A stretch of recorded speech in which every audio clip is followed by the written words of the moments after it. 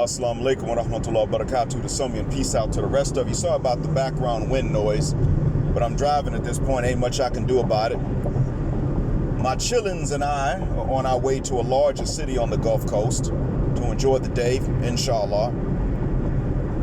In the car, a topic of conversation came up, and that conversation was about J. Edgar Hoover, the former FBI director. I mean J. Edgar Hoover. My bad. Freudian slip, y'all. So, Mr. Hoover was a strange character, but some of you may have seen a documentary that actually shows that he was part black. And his ancestry is known now at this point, and that there are families in 2 counties in Mississippi that still know his ancestry. But they were told to shuck up and not say anything. And they were also, apparently these 2 counties, courthouses burned down mysteriously. Now, Hoover, being part black, probably did not know this when he was growing up. But it appears that this was understood, or that he knew this later, because he was actively working to keep this away from the public.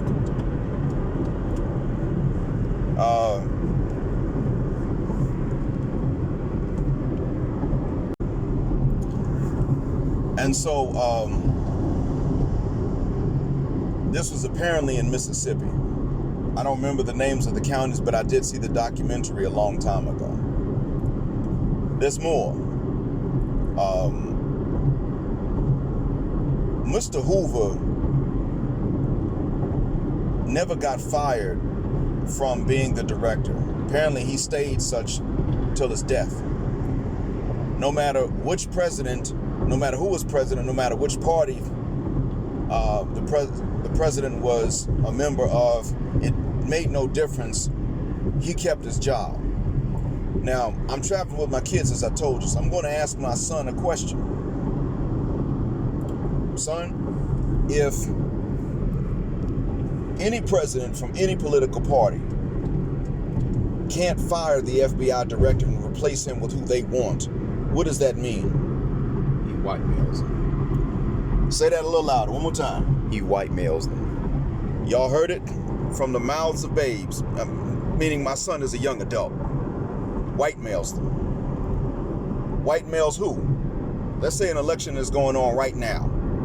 Imagine election's going on right now. You and I running against each other. I am a progressive liberal, and you are a staunch conservative. We're at opposite ends of the political spectrum. We agree on nothing. But whichever one of us wins, we ain't firing him. What did he do? You said he white males them. Who does he white male? Both candidates. When they're still candidates. Okay, got it. That makes sense. And gentlemen, you all heard it from the mouth of a young adult. He must have been white mailing, my bad, y'all. He must have been white mailing both candidates. Every time there was an election. He had dirt on people when they probably didn't even know they were going to run for president. And if he didn't get dirt on them, you make some up. So,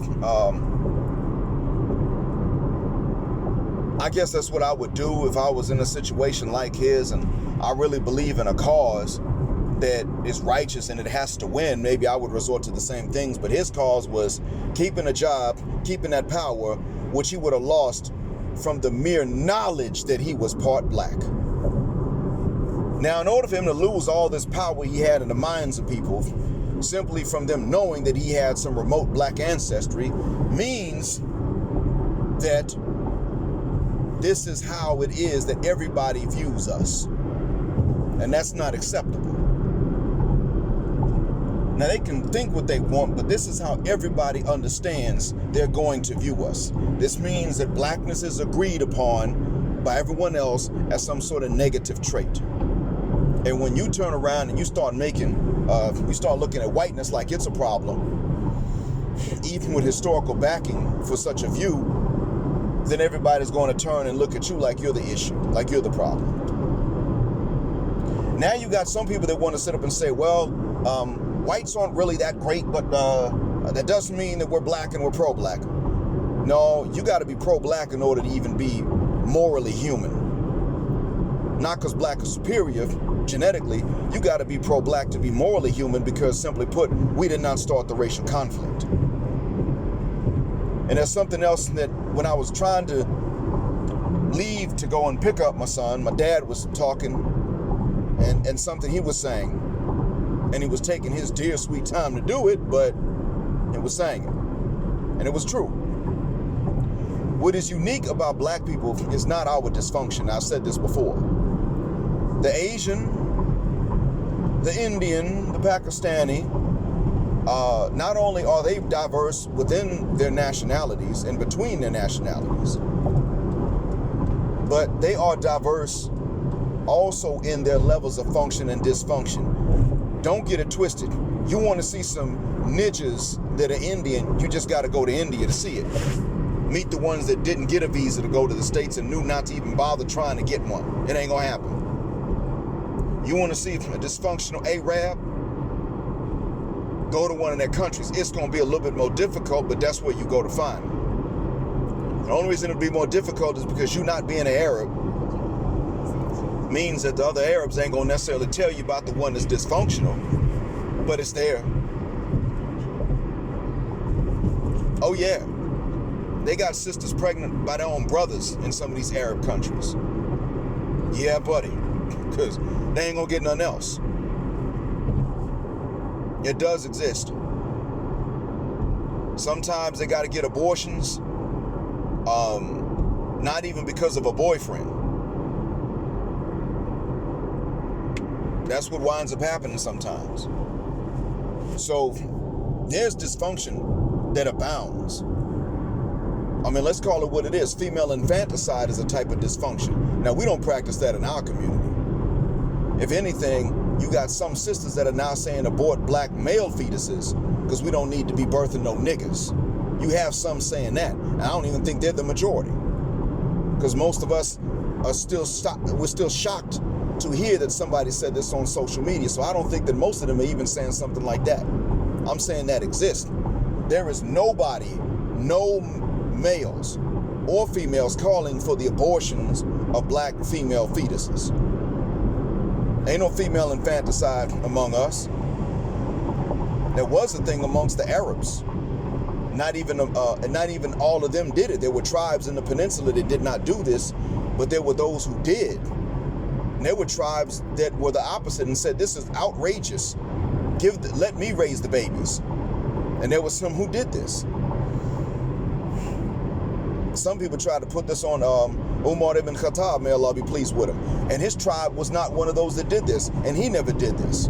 There was no record of any of his wives even birthing a daughter that later on just wasn't around. That hadith is weak. Fabricated, actually, according to some scholars. I know it's not sound. And the historical evidence is his people did not do this, and it would not have been considered normal or customary for him to do it. But the point my father made was that in these cases, people are going to use internal grudges to justify the things they're going to do to someone else. The people that are not us are going to treat us certain ways, and they're going to say, well, you all do this to yourselves. On the surface, that's a very convincing argument to make. Someone did this to himself, why not do it to him? No. On the surface, it's convincing. In depth, let me give you some facts and figures. 59 million died. No, I think it was 75 million that might have died from World War II. World War I, 20 million civilians alone died. And I might not have the correct number for World War II. But if I got the incorrect number, knowing how my father is, if he got the number incorrect, he rounded down. So either his memory's right and it was 75 million for World War II, or it was a bigger number. Point is, They killed each other in large numbers a century ago, and then again about 80 years ago. They did each other in large numbers. And truth be told, they try to justify the way that they bombed Hiroshima and Nagasaki.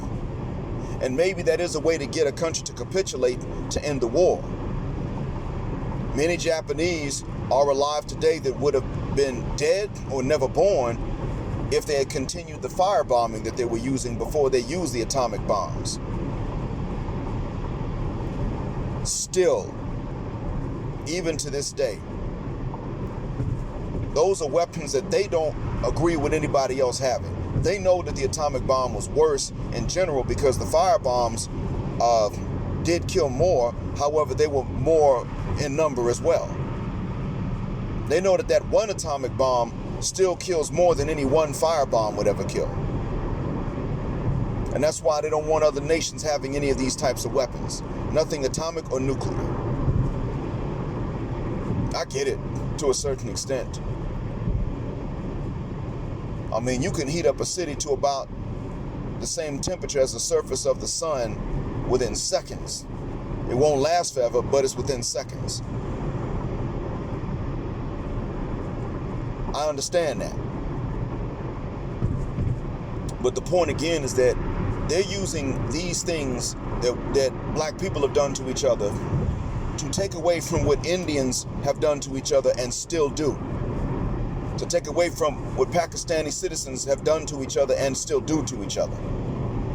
To take away from and deflect from what Arabs have done and still do to each other until they start turning their fingers and their weapons against white folks. Then these things will be brought up as well. But they're not being brought up because these folks aren't fighting white folk the same way we are, not only fighting them, but are perceived to fight them when we're not even doing so. In the end, it boils down to one thing. The victims do not deserve the oppression inflicted upon them.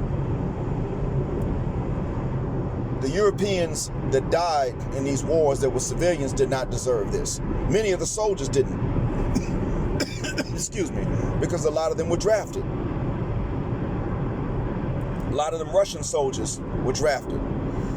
They had to sit up there and fight a particular way. The Russian army was sitting up here sending a bunch of unarmed soldiers at times, and a few of them had guns. And when the unarmed soldiers decided to turn and run back, somehow there were some soldiers that were waiting behind the ranks with machine guns to mow them down for running away. Those are machine guns that could have been used at the front against the enemy. So people are being oppressed and they don't deserve it. And in order to justify this oppression, the oppressors in general are going to say, well, look at what you do to yourselves, or look at what you do to each other. The sad thing is that when they say this and when they do this, it's still problematic because these are things that the oppressors will have done to themselves as well. So this is really part 2 of my upload about how it's their color and not their dysfunction. It's their color that allows many other groups in America to move up beyond us. It's not so much their culture and not their superiority. Now, their culture might be the means by which they can organize to carry out certain things, but their color is why it is that all of their efforts don't get burned the duck down. I'm sorry, burn the duck found. How's that, son? Is that better? Yep. Okay, all right. That's why it is. I'm telling you, you take a really dark Indian with nappy hair and you let him become very successful and wealthy. He knows that in order to keep that, he's going to have to really come down hard on us. He's going to have to say some things that are very unflattering about us. He knows that. You take somebody from Asia that is very successful in the United States, maybe even in the UK. He knows that in order to keep what he worked for, he had to work for it to get it, but in order to keep it, he got to crap on us. Because you show solidarity with us, you already know. You can do the work, it's going to be in vain. Just like what it's like for us already. Do the work, but it's going to be in vain. This is part of why I told you you're going to have to repatriate. And some have said, well, Liberia was a fiasco. We did that in Liberia. Yeah, the problem was Negroes took these white attitudes to Liberia. That was a large chunk of it. That was where it wasn't the fact that they built big homes. It was the way that, it was how they took these attitudes over there, and they turned around and enslaved the Liberians that never left. And now, today, everybody's mixed up, so they can't even fight about that anymore. Sierra Leone, it wasn't the Creoles in Sierra Leone, meaning the ones that had returned from the New World. They were fighting against the tribal Sierra Leoneans anyway. But it's not like they could if they wanted to. So what I'm getting at in the end is that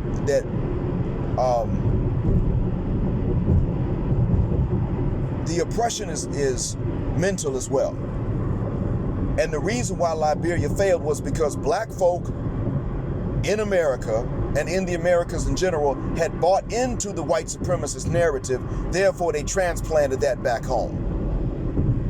That's what the issue was. And so it wound up that not only a native, or rather a non-returnee, but an uneducated bushman at that took over. The people were fed up. He took over, and then eventually they became more tribal again. That was a nightmare in and of itself. But the point I'm making is that when it happens in Liberia, many Liberians went to other countries in Africa too. There were many that went to the States, and now they don't mind going back. If they got enough money saved up, they'll go back to Liberia and build something. And many are doing that. But what I'm getting at is that when they stop thinking like they're oppressors, they're no longer toxic to the home continent. And many Liberians did not leave Liberia for the U.S. They left Liberia for other countries. Many of them did that. And so one of the reasons was because they knew why it was that Americo-Liberians went and left the Americas to go back to Liberia. And I say the Americas for a reason, because most of them left from the United States, but there were also a few that left from Canada, although they were more likely to go to Sierra Leone. There were a few that left from other parts of the Americas. When they started to take away this inferiority complex, then they could go home and not be toxic to the place.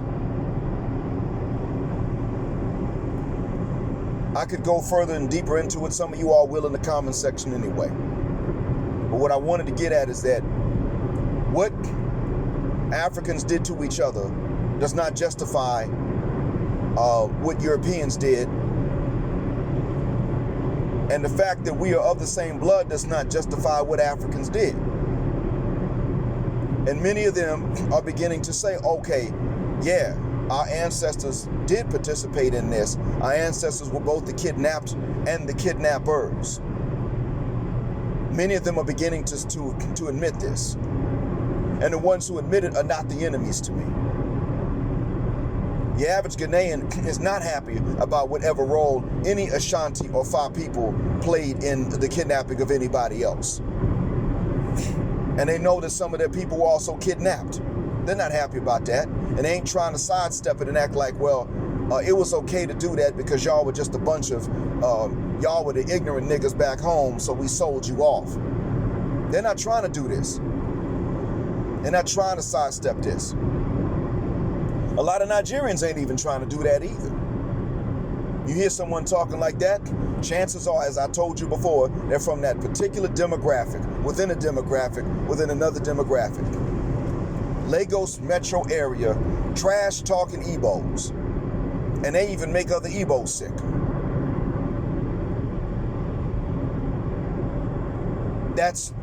Those are the ones that do that, that say that, try to justify it. And the truth be told, they'll do this even to each other. I'm not saying that to justify them saying it to us. I'm saying that to tell you that the reason why they would try to dismiss slavery is because they simply don't have an egalitarian mindset. And that's why even other Nigerians get sick of them. Most of Africa does not look at us and say, you lost N-words, we hate you, we're glad we sold you away from the continent. Most of them don't feel that way. Most do not sympathize even with their own ancestors that may have participated in the slave trade to make money.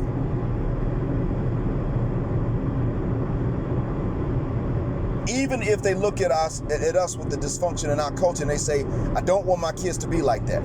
Even if they look and they say that, well, look, most of us are saying that. A lot of us are looking at the culture and saying, we're not going to participate in this powerful niggatry anymore. We're done with it. How many of you men in my audience are in my audience specifically because you said we are no longer going to be a baby-making factory for nigger culture? That's why I got this channel. That's why you're listening. We're on the same page with that. So even then, there's no reason for us to be looking at people from the continent as though they're enemies. Because we already agree with them that we're not going to perpetuate broken jigaboo culture from this side of the Atlantic or from across the Atlantic. But the main thing to understand, the moral lesson to understand from all of this is that the oppressed are referred to as being oppressed because they don't deserve the oppression inflicted on them to start with. If they did, we would call it punishment and not oppression anyway. Thank you for listening. I'm gonna skip the usual intro or the usual outro this time because it doesn't really make much of it's not very relevant to this particular recording. But I do appreciate you listening. More is to come. Well, also in the outro, there's some words I don't want to use in front of some of my youngest kids, but thank you for listening. Assalamu alaikum. Blackout.